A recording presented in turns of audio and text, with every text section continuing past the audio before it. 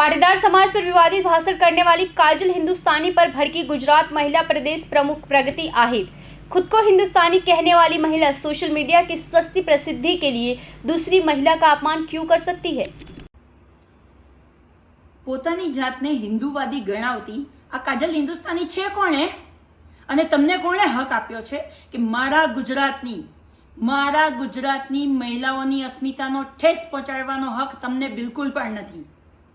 એક હિન્દુ ધર્મમાં મારા હિન્દુ ધર્મએ મને કોઈ દિવસ નથી શીખવાડ્યું કે નફરત ફેલાવો। મારો હિન્દુ ધર્મએ ક્યારેય નથી કહ્યું કે એક સ્ત્રી બીજી સ્ત્રીનું અપમાન કરે। તમને કોણે અધિકાર આપ્યો છે કે મારા ગુજરાતની પાટીદાર બેનો દીકરીઓની ઉપર તમે ગમે એવા આરોપો લગાવી અને સોશિયલ મીડિયાની આવી સસ્તી પ્રસિદ્ધિ મેળવવા માંગો છો? આ એક સ્ત્રી તરીકે હું ક્યારેય નહીં સહન કરી લઉં।